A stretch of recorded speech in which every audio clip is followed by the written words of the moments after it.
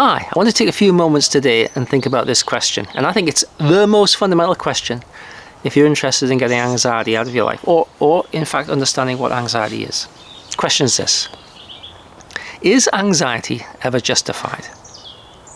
Now, I've worked with many hundreds of people over the years in clinical practice, and every single one of those people had an explanation as to why they were anxious, which basically means that they were giving me a reason for their anxiety. So as far as they were concerned, their anxiety was justified because here's a reason. You know, things like, I can't drive because I might have an accident. I can't go into crowds because I might have a panic attack, or I might faint, or I might, look like I'm going crazy. I might look like I'm going crazy. I can't fly. And I'm going to use the example of I can't fly on airplanes because an airplane might crash and that'll be awful, that'll be terrible, as an example of why anxiety is never justified. Now, I know that some of you will disagree with me. You might say, well, an airplane might crash. Or I can't go on the road because I might have an accident. I might have something wrong with me. You don't know. I might have cancer. I don't know. I might have it. Okay. The question is always this: do you have it now? Right now? Because your anxiety is experienced in the now. And the thing that you fear might happen is in the future. So I think we have to make a fundamental distinction about what anxiety is and about what fear is. If you are threatened right now, if someone has a gun or a knife, or you're in a kind of a war situation, then you definitely should feel the emotion of fear, because fear will focus your mind, and it will also help you it will help your body to release the necessary hormones to go through the fight or flee process.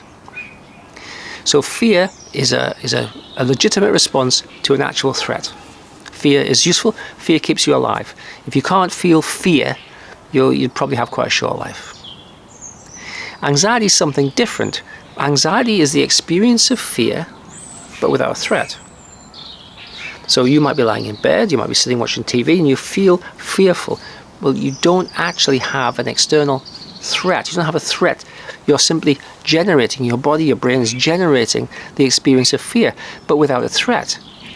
And so you'd go, well, okay, yeah, fair enough. In that circumstance, I'd say, anxiety is not legitimate. But now I have to introduce you to the two realities. So internal reality, that's your imagination, your mind, your brain. External reality, it's everything else. Whenever anyone tells me a reason, a legitimizing reason as to why they're anxious, it's always an external reality. I might have a car accident. The airplane might crash. I might have a terrible disease. These are all external reality threats, but they haven't happened. So what's the value in feeling fear now for something that hasn't happened? I was talking to someone yesterday and I said, do you think anxiety is ever legitimate? It's ever justified? I said, yeah, but what if you're a guard on a guard post and there's a chance that you're going to be attacked? Then anxiety would be a legitimate response. Well, I say, well, if you are attacked, then fear would be a legitimate response. But anxiety is feeling fear before anything happens. Yeah, but it might heighten your arousal. Well, it might do, but how much do you want your arousal to be heightened, and for how long? I mean, I've spoken to people who've had heightened arousal for 30 years, 40 years, so I've been anxious all my life. To what end? To no good end, because the thing that they fear, whichever it is, and it can change, never happens. So anxiety is a waste of resources because you're not actually under threat. So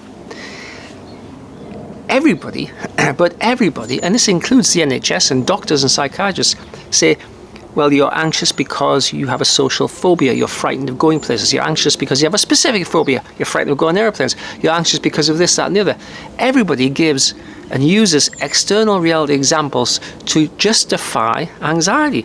Anxiety is the experience of fear. If you do not have a threat, then feeling fear is pointless. It's just a maladaptive and unhelpful use of your human resources. It burns you out to feel fear without a threat. And I really want to sort of challenge anybody who works in anxiety to recognize the difference between fear and anxiety. Fear, yes. Anxiety, no. So how do we end up with the feeling of fear but without a threat? Well, your internal reality creates this experience of fear without a threat, because you can imagine something bad happening. I can imagine the plane crashing. I can imagine the accident. I can imagine how bad it would be to have cancer. I can imagine how terrible it would be to feel so embarrassed in a crowd. You can imagine these things, and these things trick your brain into giving you the fear response.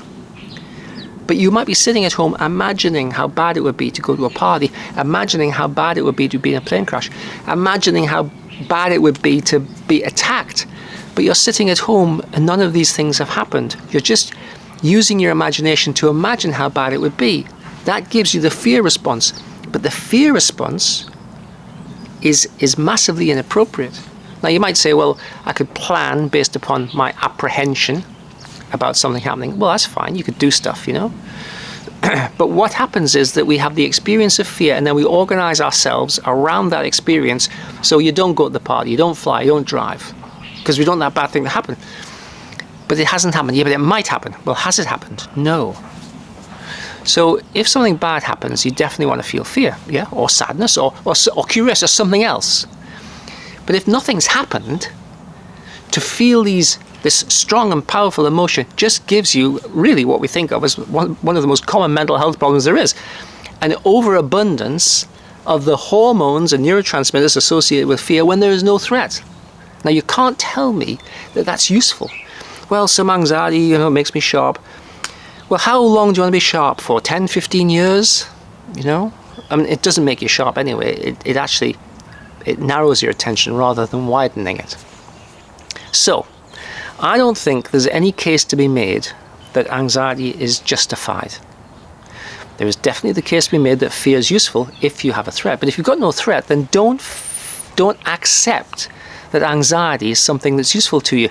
Because if you do that, you're just buying into the idea that I'm anxious because I might have an accident. Yeah, but you might not. And at what point will you be satisfied that you haven't had an accident? I'm anxious because I might have cancer. Well, you might get cancer at some point, sure, okay. But then I know many people who've had cancer, they've had treatment, and they're fine. So is that fear response now useful to you against something that may or may not happen? And it has to be said, and I'm sure you'll recognize this in your own life, most of the terrible things that we imagine never happen. And so if you want to get anxiety out of your life, the first thing is to delegitimize it. Do not make excuses for anxiety. Recognize it as an inappropriate response to something that hasn't happened, generated by your imagination. But that then also gives you a pathway to do something about it, right? Stop imagining things that haven't happened. Stop answering questions that don't exist. What if I get this? What if I get that? What if that happens? And stop projecting yourself into the future and catastrophizing about worst possible scenarios, because they typically don't happen. So I hope you find this interesting. The take-home message is anxiety is never justified. Please like and subscribe wherever you find this video.